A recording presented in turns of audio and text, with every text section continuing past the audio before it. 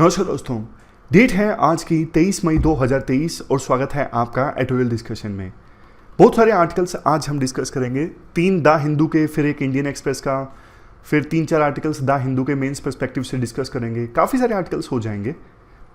ये article Mangalore airport और दूसरे एयरपोर्ट के रनवेज की सेफ्टी से संबंधित है, 2000 के नोट वापसी से संबंधित।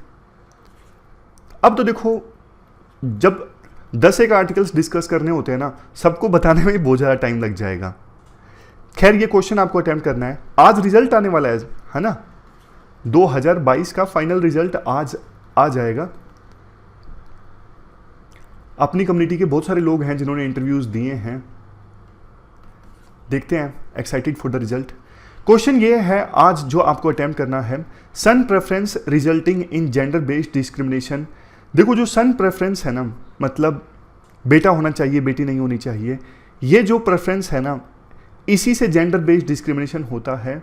और ये बहुत गहराई से इस्टाब्लिश्ड है बहुत सारी सोसाइटीज़ में, इंक्लूडिंग इंडिया की काफ़ी सारी सोसाइटीज़ में। क्यों होती है सन प्रेफरेंस, क्या कंसिक्वेंसेस होते हैं सन प्रेफरेंस के, और इससे जेंडर इक्वलिटी और जेंडर डेवलपमेंट पर कैसा इम्पैक्ट पड़ता है। काफ़ी बढ़िया क्वेश्चन है, 250 वर्ड्स का, जो आपको अटेम्प्ट करना है, मतलब आंसर 250 वर्ड्स में देना है। अब चलिए डिस्कशन स्टार्ट करते हैं। First important article Mangalore airport runway की सेफ्टी से संबंधित है। आप जीएस पेपर 3 के इस टॉपिक से आर्टिकल को रिलेट कर सकते हो। देखो, बेसिक्स हम पहले डिस्कस करेंगे।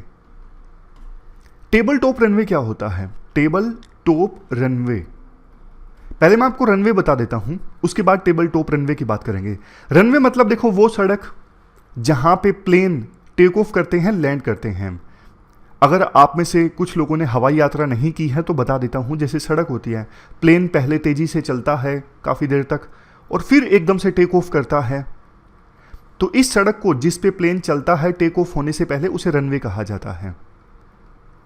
उसी प्रकार से लैंड होते वक्त प्लेन नीचे आता है, टचडाउन करता है और फिर काफ़ी समय तक चलता रहता है और आखिरकार रुक जाता है। तो इस सड़क को जिस पे प्लेन उतरता है उसे रनवे कहा जाता है। अब बात करते हैं टेबल टॉप रनवे की। टेबल टॉप रनवे मतलब देखो, जब इस प्रकार का स्ट्रक्चर होता है ना, मान लीजिए ये पहाड़ी है, ये रनवे है और फिर से पहाड़ी है, तो इस प्रकार के रनवे को कहा जाता है टेबल टॉप रनवे, क्योंकि रनवे के दोनों साइड्स पहाड़ियां हैं। अगर कोई गलती हुई, मान लीजिए प्लेन यहां पे लैंड हुआ, टचडाउन किया, अगर ब्रेक नहीं लगे तो सीधे पहाड़ी में प्लेन, इस प्रकार के रनवेज को कहा जाता है टेबल टॉप रनवे। हमारे देश में काफ़ी सारे रनवेज टेबल टॉप रनवे हैं। जैसे देखो, मैंगलोर का जो रनवे है एयरपोर्ट का, वो टेबल टॉप है। उसी प्रकार से कोझिकोड केरला में, शिमला, कुल्लू, लेंगपुई मिजोरम में काफ़ी सारे एयरपोर्ट्स के रनवेज हमारे देश में टेबल टॉप हैं। काफ़ी सारे का मतलब 20-30 भी नहीं, 6-7 जितने भी हैं। टेबल टॉप रनवे पे जो लैंडिंग होती है रिलेटिवली डिफ़िकल्ट होती है, क्योंकि यहाँ पर गलती की गुंजाइश नहीं है। थोड़ी सी गलती एयरपोर्ट जो प्लेन है उसको क्रैश करवा सकती है। और यही देखने को मिला 2010 में। 2010 में क्या हुआ था मैंगलोर एयरपोर्ट रनवे पे?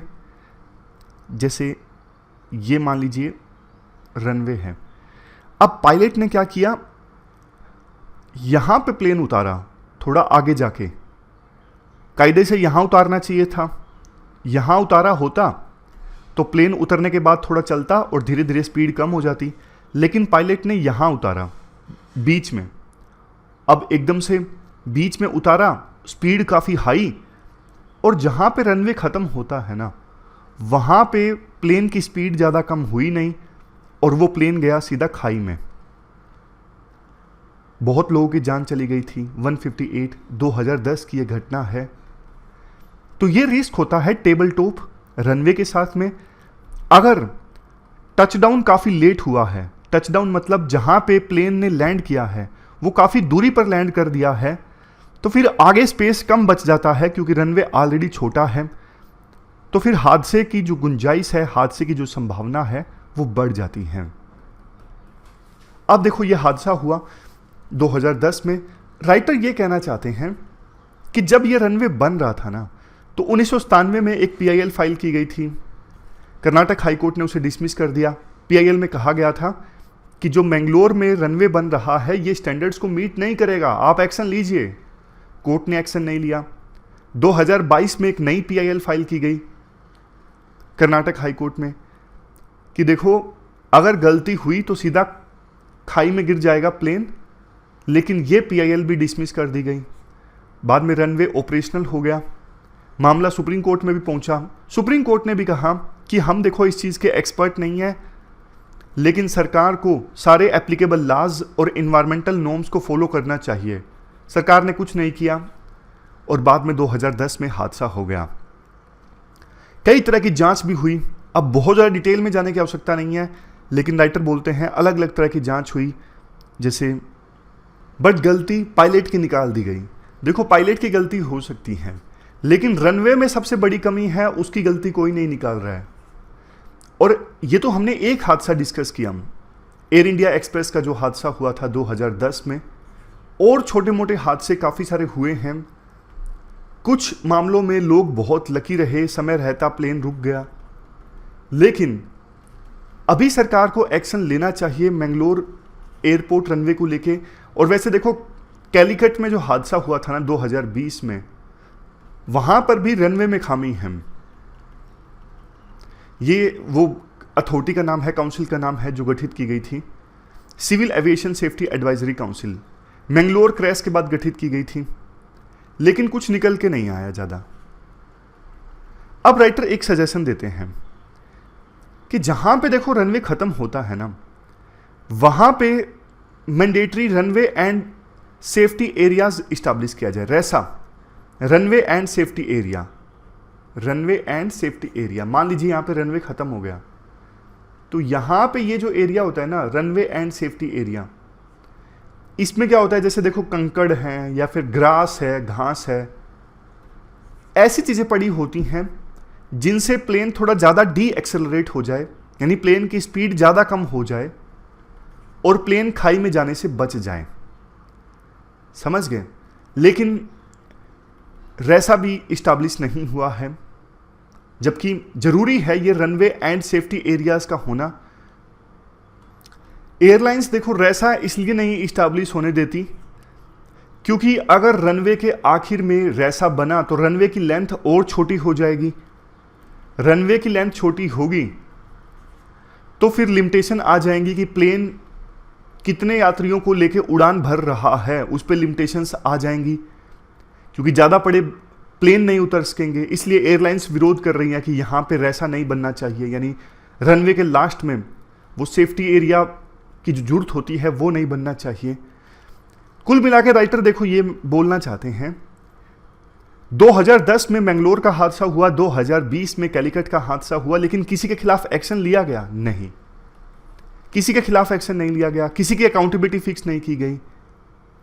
बार बार देखो इस प्रकार के हादसे हो रहे हैं, इसका मतलब DGCA के द्वारा जो ट्रेनिंग दी जाती है उसमें कमियां हैं, सेफ्टी ऑडिट किया जाता है उसमें कमियां हैं, इवन इन्वेस्टिगेशन एजेंसीज भी सही रीजन्स को आइडेंटिफाई नहीं कर पाई हैं।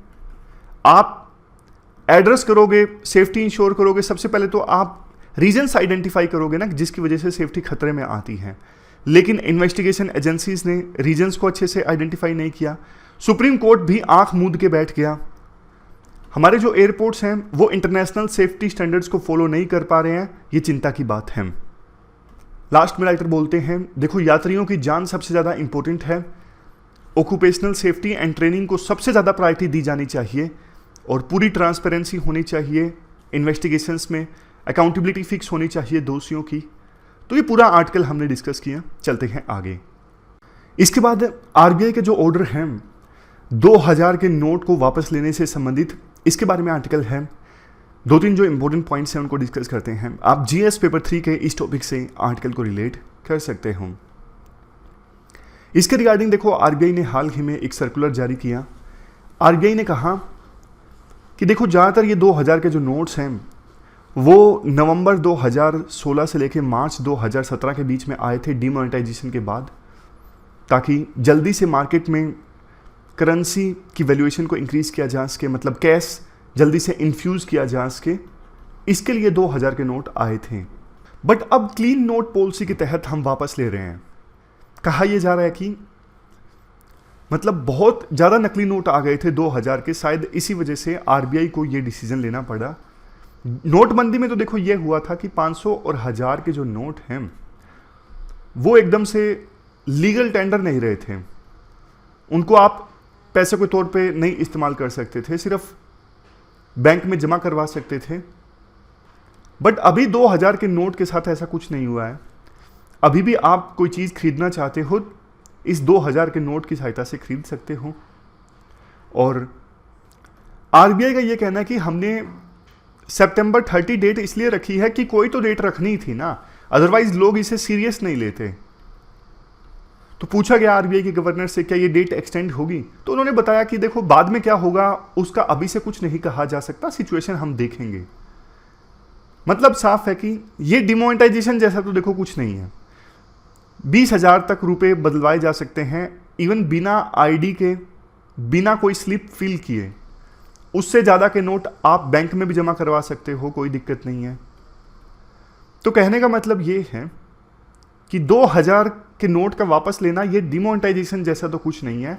बट फिर भी देखो जो गरीब लोग हैं, वेज अर्नर हैं, उनके पास कुछ पैसे अगर 2000 के नोट की फॉर्म में पड़े हैं तो उन्हें मेडिसिन परचेज करने में या फिर day to day essentials purchase करने में दिक्कत आ रही है।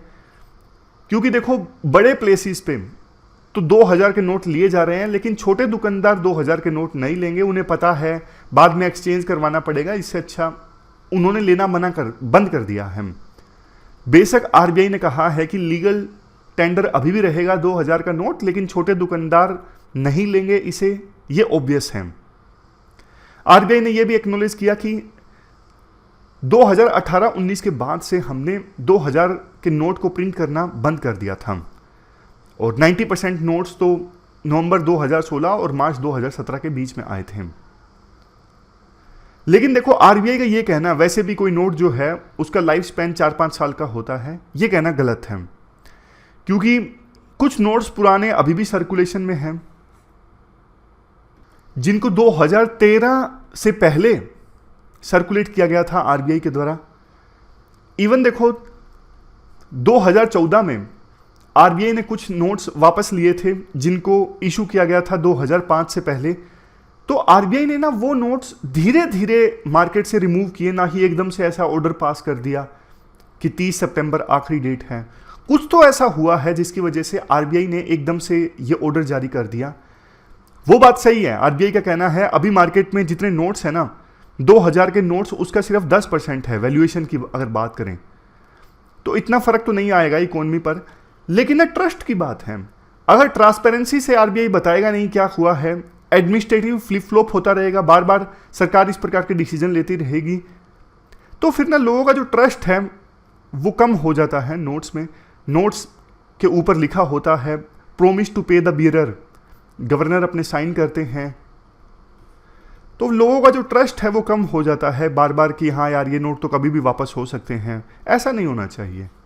तो ये पूरा आर्टिकल हमने डिस्कस किया। अब अगला जो आर्टिकल है वो G7 के समिट के बारे में है। आप जीएस पेपर सेकंड के इस टॉपिक से आर्टिकल को रिलेट कर सकते हो। हिरोशिमा में G7 का समिट हुआ। हिरोशिमा प्लेस काफ़ी ज़्यादा सिग्निफिकेंट है।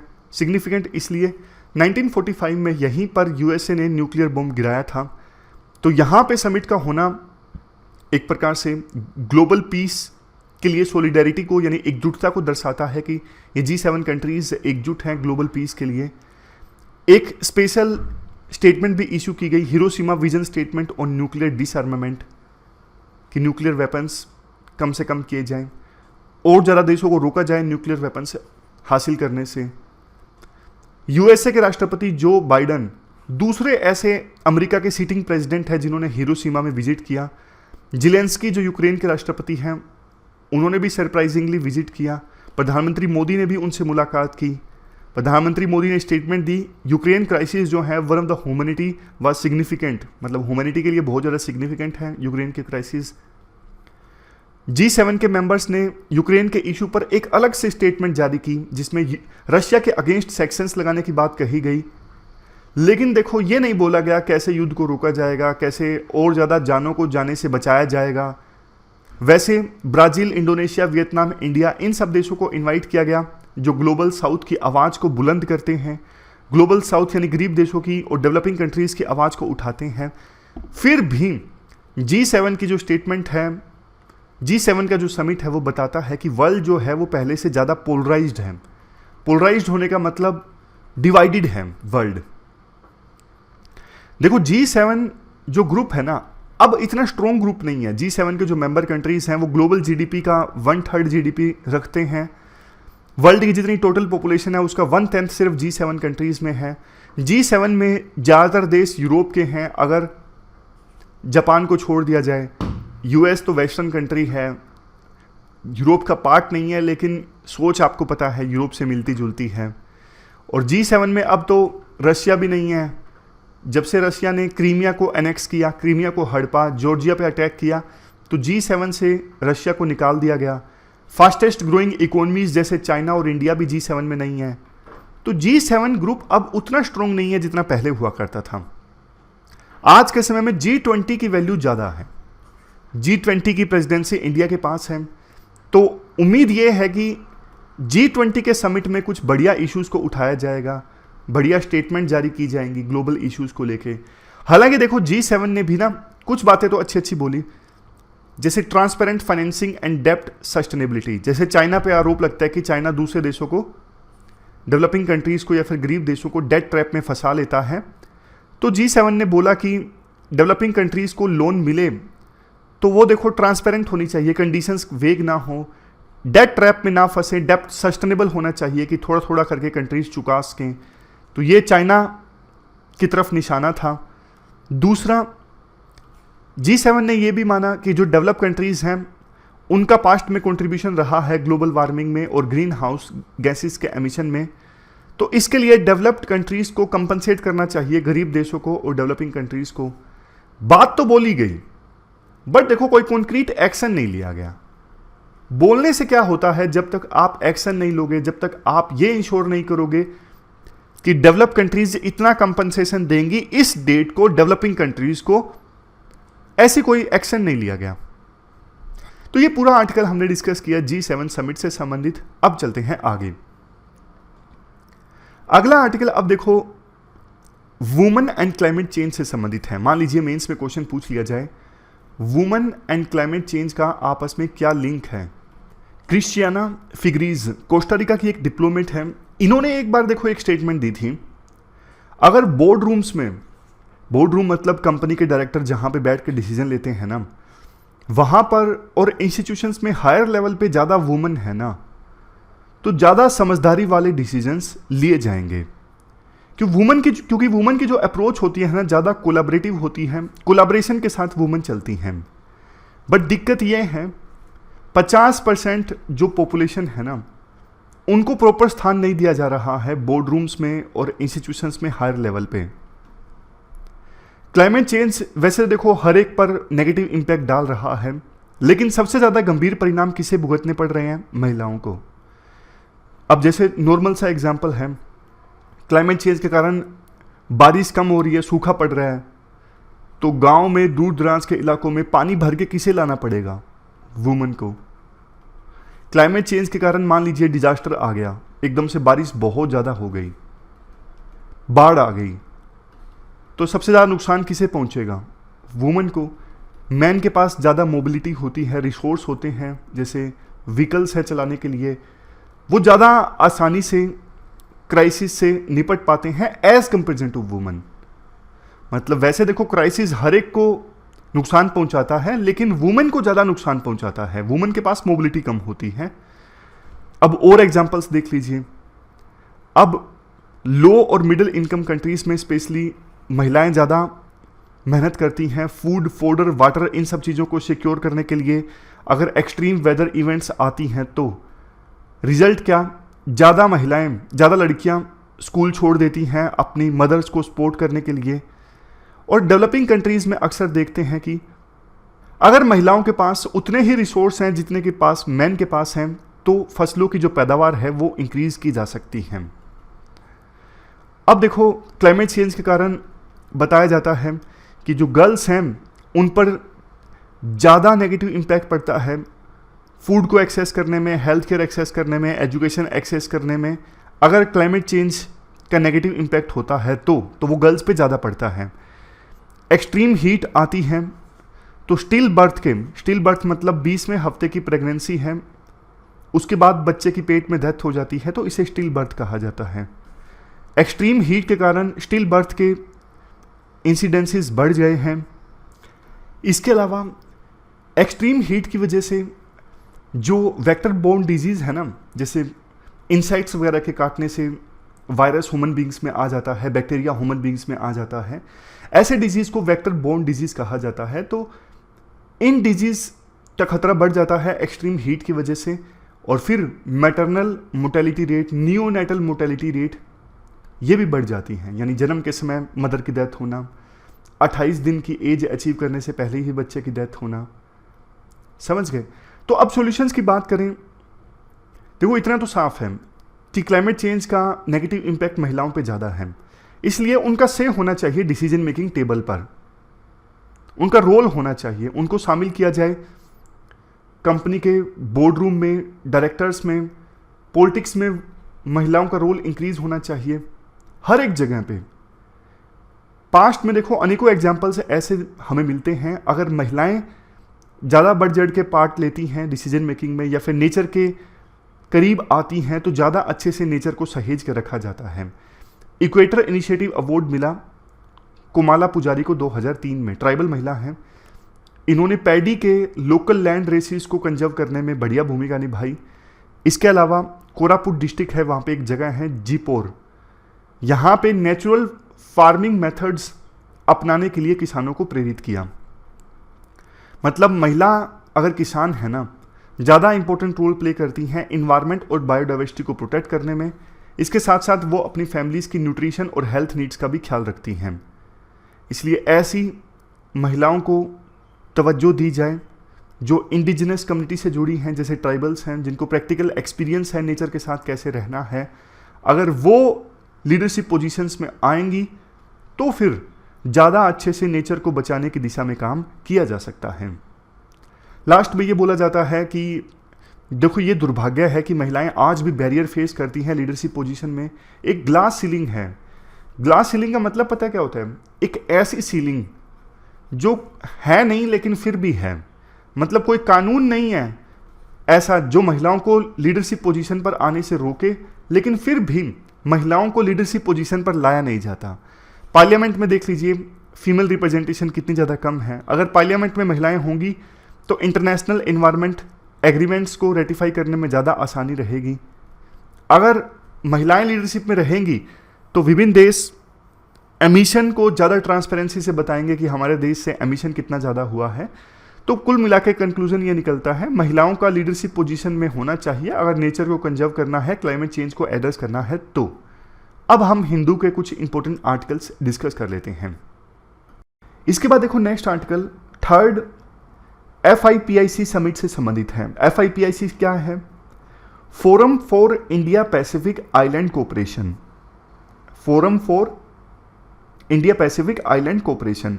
पैसिफिक रीजन में जो ये छोटे छोटे आइलैंड कंट्रीज है ना, जैसे देखो कुक आइलैंड्स, मैं निकाल लेता हूँ एक सेकेंड। जैसे देखो cook islands, Fiji, Marshall Islands, Nauru, ये छोटे छोटे आइलैंड कंट्रीज हैं पैसिफिक ओशन में। तो इनके साथ मिलकर ये फोरम इंडिया ने इस्टेब्लिश किया था 2014 में, जिसका नाम है forum for India Pacific island cooperation, FIPIC. तो ये तीसरा समिट हाल ही में ऑर्गेनाइज हुआ था मोर्स बाय में तीसरा समिट ऑर्गेनाइज हुआ। पहला 2014 में हुआ था, उसके बाद 2015 में हुआ, अब 2023 में तीसरा समिट ऑर्गेनाइज हुआ है। टोटल 15 कंट्रीज हैं, मेंबर हैं इसके फिपिक के, एक इंडिया, बाकी ये 14 आइलैंड नेशंस पैसिफिक ओशन के। इसमें प्रधानमंत्री मोदी ने बोला इस समिट को अटेंड करते हुए कि देखो क्लाइमेट चेंज से खतरा पहले भी था, मतलब कुछ हर्डल्स आइलैंड नेशंस पहले भी फेस कर रहे थे, जैसे कि देखो poverty, famine, natural calamities, climate change, but अब ना कुछ और चैलेंजेस भी फेस कर रहे हैं, जैसे फूड, फ्यूल, फर्टिलाइजर्स, फार्मा, इनकी सप्लाई चेन्स डिसरप्ट हुई हैं। कुछ देखो चाइना के कारण, कुछ यूक्रेन रशिया वार के कारण। तो प्रधानमंत्री मोदी ने भरोसा दिलाया कि देखो जरूरत के समय जो देश काम आए वही आपका दोस्त है, इंडिया आपके काम आ रहा है, इंडिया आपकी मदद को तैयार है। वैक्सीन से लेकर मेडिसिन, वीट, शुगर, इंडिया ने इन देशों को जरूरी आइटम से सप्लाई किए हैं। तो G7 समिट अटेंड करने के बाद प्रधानमंत्री यहाँ पे फीपिक का समिट अटेंड करने के लिए गए। मेंस में इसका आप आंसर, मेंस में आप इसको कोट कर सकते हो। प्रधानमंत्री मोदी ना ओशन से रिलेटेड ऑर्गेनाइजेशन पे काफ़ी तवज्जो दे रहे हैं जब से वो प्रधानमंत्री बने हैं। एक है Indian Ocean for Rim Association, प्रधानमंत्री मोदी का एक सागर इनिशिएटिव भी चलाया था, इसलिए ये जो फोरम है वो इम्पोर्टेंट है। अब इसके बाद एल्डर केयर से रिलेटेड ये आर्टिकल है टेक्स्ट कंटेक्स्ट का। देखो वैसे तो इसमें डेटा ज़्यादा है, बट इसमें ना कोर रीज़न बताया गया है। कोर रीज़न मतलब आज भी पैट्रियार्की क्यों जीवित है वेस्टर्न कंट्रीज़ में जबकि थोड़ी कम हुई है।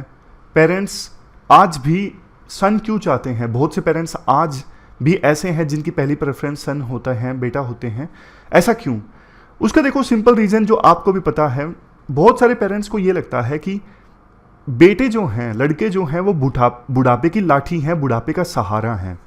लड़की की शादी हो जाएगी, वो अपने इनलास का ख्याल रखेगी, लेकिन लड़का हमारा ख्याल रखेगा, हमें पैसे देगा, हमारी केयर करेगा। ये सबसे बड़ा कारण है सन की प्रेफरेंस का।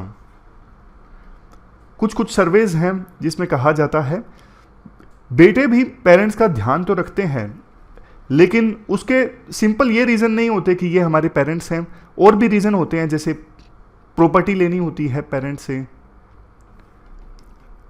कुछ कपल्स ऐसे होते हैं, मतलब बेटे ऐसे होते हैं जिनको लगता है कि अगर हम पेरेंट्स का ध्यान रखेंगे तो वो हमारे बच्चों का ध्यान रखेंगे, यानी जो हमारे पेरेंट्स हैं वो अपने पोतों का, पोतियों का ध्यान रखेंगे, इसलिए वो अपने पेरेंट्स का केयर करते हैं। ये रीजंस भी सामने आए सर्वे में। हालांकि एल्डर्स ने ये ज़रूर बोला कि जो बेटियां हैं जिनकी शादी हो जाती है, बेशक वो शादी के बाद हमें फाइनेंशियल सपोर्ट नहीं दे सकती, लेकिन इमोशनल सपोर्ट उनके द्वारा बहुत ज़्यादा प्रोवाइड किया जाता है। तो ये पैट्रियार्की है जो भी डेटा सामने आया। वेस्टर्न कंट्रीज़ में जो बूढ़े लोग हैं ना ज़्यादा सिक्योर फील करते हैं, क्योंकि वहाँ पे पेंशन की कवरेज ज़्यादा है। वहाँ पे बूढ़े लोग जो हैं, एल्डर्स हैं, अपने बेटों के ऊपर डिपेंडेंट नहीं है पैसों के लिए, क्योंकि वहाँ पे इंश्योरेंस सिस्टम, पेंशन सिस्टम काफ़ी स्ट्रोंग है। तो इंडिया में भी पेंशन सिस्टम को स्ट्रोंग बनाने की आवश्यकता है, वैसे तो पूरे भारत में, लेकिन सबसे पहले हरियाणा जैसे राज्यों में जहाँ पे पैट्रियार्की और भी ज़्यादा है, वहाँ पे अगर बूढ़े लोग फाइनेंशियली इंडिपेंडेंट रहेंगे ना ओल्ड एज में भी, तो उनकी सन के ऊपर जो डिपेंडेंस है ना वो कम हो जाएगी, और सन की जो प्रेफरेंस है वो भी कम हो जाएगी धीरे धीरे। अब तो देखो एल्डर पॉपुलेशन और भी बढ़ रही है। 2011 में जो एल्डर पॉपुलेशन थी उससे 3 गुना हो जाएगी 2050 आते आते एल्डर्स की पॉपुलेशन। तो ये पूरी न्यूज़ थी। इसके बाद देखो अगली न्यूज़ एक बिल से संबंधित है जो अगले सेशन में आएगा। अभी देखो कोई भी बर्थ रजिस्टर होती है, डेथ रजिस्टर होता है, ये सब इलेक्टोरल रोल से लिंक हो जाएगा। तो बार बार जो इलेक्शन कमीशन को इलेक्शन से पहले ये बोलना पड़ता है ना, जिसका वोट नहीं बनाया वोट बनवा लीजिए, वो सारा झंझट ही खत्म हो जाएगा, क्योंकि बर्थ रजिस्टर हुआ है, डेथ रजिस्टर हुआ है, इससे अपने आप इलेक्टोरल रोल जुड़ जाएगा, कट जाएगा। जैसे आज किसी का जन्म हुआ 23 मई 2023 को, तो जब वो 18 साल का होगा उसका अपने आप वोट बन जाएगा। मान लीजिए किसी की डेथ हो गई तो उसका वोट अपने आप कट जाएगा, ये आपस में लिंक हो जाएगा, तो चीज़ें बहुत आसान हो जाएंगी। आगे आगे देखो डिजिटल टेक्नोलॉजी से चीज़ें सच में बहुत ज़्यादा आसान हो गई हैं। ये चीज़ देखो वेलफेयर स्कीम्स का लाभ लेने के लिए भी काफ़ी ज़्यादा ज़रूरी है। बिल अगले पार्लियामेंट्री सेशन में आएगा। हालांकि देखो 2021 तक ना सेंसस कंडक्ट हो जाना चाहिए था, सेंसस कंडक्ट अभी तक नहीं हुआ है, इसे इनडेफिनेटली पोस्टपोन कर दिया गया है। देखने वाली बात होगी कब होगा। वैसे हर 10 साल बाद सेंसस कंडक्ट होता था 1872 के बाद से ही, लेकिन इस बार कोविड-19 के कारण नहीं हुआ। तो ये पूरी न्यूज़ थी। अब इसके बाद एक और अच्छी न्यूज़ है। Education ministry holds meet on Parakh aimed at unifying 60 school boards. हमारे देश में देखो अलग अलग राज्य हैं, अलग अलग यूटी हैं, उनके अलग अलग एजुकेशन बोर्ड्स हैं, हरियाणा बोर्ड, पंजाब शिक्षा बोर्ड। अब देखो उनका ना असेसमेंट का तरीका भी अलग अलग है। कुछ स्कूल बोर्ड ऐसे हैं, एजुकेशन बोर्ड ऐसे हैं जो स्ट्रिक्ट मार्किंग करते हैं, कुछ ऐसे हैं जो लिबरल चेकिंग करते हैं। अब 10वीं का स्टूडेंट है, अब हरियाणा बोर्ड में 10th में 70% भी आए तो ये एक अच्छा स्कोर माना जाता है, सीबीएसई में 90 भी आए तो उसे ज़्यादा अच्छा नहीं माना जाता। मैं सिर्फ एग्जाम्पल देके आपको समझा रहा हूँ। तो कहने का मतलब ये है असेसमेंट का जो तरीका है ना वो अलग अलग है अलग अलग स्कूल बोर्ड्स का। तो एजुकेशन मिनिस्ट्री ने एक कोशिश स्टार्ट की है कि ना परख मतलब नेशनल असेसमेंट सेंटर की सहायता से अलग अलग जो स्कूल बोर्ड्स हैं हमारे देश में उनको यूनिफाई किया जाए ताकि उनका असेसमेंट थोड़ा कॉमन हो। ये जो परख है ना नेशनल असेसमेंट सेंटर, इसको सेटअप किया गया है एज ए ऑर्गेनाइजेशन एनसीईआरटी के अंतर्गत। मैंडेट परख का ये है, यानी नेशनल असेसमेंट सेंटर का ये है, अलग अलग जो स्कूल बोर्ड्स हैं ना उनको एक मंच पे लेके आना, कॉमन प्लेटफॉर्म ये काम करेगा, स्कूल बोर्ड्स को गाइड करेगा, आप ऐसे असेसमेंट कीजिए। इससे इक्विलेंस आ जाएगी स्कूल बोर्ड्स में, तो फिर दिक्कत नहीं आएगी। अब कई बार दिल्ली में आईएएस की तैयारी करने के लिए अलग अलग स्टेट से स्टूडेंट आते हैं, वो बोलते हैं हमारे +2 में 10th में कितने मार्क्स हैं। वैसे कोई फर्क ही नहीं पड़ता 10th और +2 के मार्क्स का यूपीएससी से क्लियर करने से। एक नॉर्मल सी आपको बात बता रहा हूँ, तमिलनाडु का स्टूडेंट बोले मेरे +2 में 80% है, पंजाब वाला स्टूडेंट बोले मेरे 60% है। अब वहाँ के 60% भी 90% के बराबर हैं, तो ये दिक्कतें नहीं आएंगी, समझ गए। और ये तो नॉर्मल सी बात है, कई सारे एग्जाम्स ऐसे होते हैं जिसमें 10th और +2 के मार्क्स की वेटेज होती है, वहाँ पे तो दिक्कत और भी आती है। तो देखो ये हमने आज इंपॉर्टेंट न्यूज़ डिस्कस की। फिलहाल इस डिस्कशन में इतना ही है। Thank you very much for discussion.